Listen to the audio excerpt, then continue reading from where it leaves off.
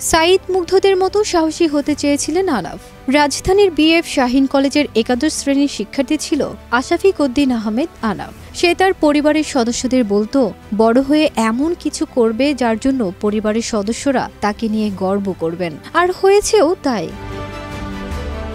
সরকারি চাকরিতে কোটা সংস্কার আন্দোলনকে কেন্দ্র করে সংঘর্ষে ৪ আগস্ট রাজধানীর মিরপুর ১০ নম্বরে গুলিতে নিহত হন আনাফ। তাকে নিয়ে এখন গর্বিত পরিবারের সদস্যরা। তবে আনাফের মৃত্যুর মধ্য দিয়ে এভাবে তারা গর্বিত হতে চাননি। আন্দোলনে যেতে নিষেধ করলে আনাফ তার মা আর খালাকে বলতো, তোমাদের মতো ভীতু মা খালাদের জন্য ছেলেমেয়েরা আন্দোলনে যেতে পারছে না। ১৯৭১ সালে তোমাদের মতো মা খালারা থাকলে দেশ আর স্বাধীন হতো না।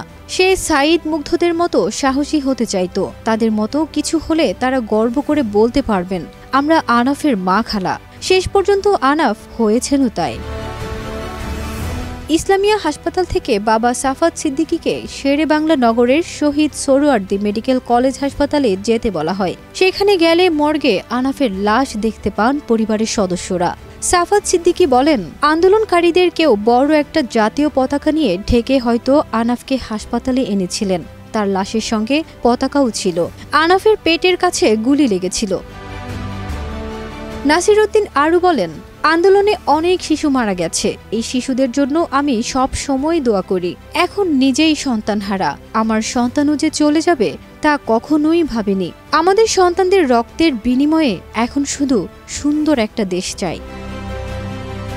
পরিবারের সদস্যরা জানালেন, বড় ভাই মারা যাওয়ার পর থেকে ইফতেকার খাওয়া দাওয়া প্রায় বাদ দিয়ে দিয়েছে। ভাইয়ের টি শার্ট গায়ে দিয়ে বসে থাকছে। পাল্টাতে বললে ভাইয়ের অন্য টি শার্ট গায়ে দিচ্ছে। আনাফের একমাত্র খালা নাজিয়া আহমেদ বললেন, আনাফকে নিয়ে আমরা গর্ব করছি, কিন্তু এভাবে গর্ব করতে চাইনি। এত আনাফ জীবন দিল, কিন্তু দেশে তো এখনো স্বাভাবিক পরিস্থিতি আসেনি। দেশে শান্তি ফিরে এলে আনাফের জীবন দেয়া সার্থক হবে। যে আনাফরা মারা গেল তাদের নাম যেন স্বর্ণের অক্ষরে লেখা থাকে।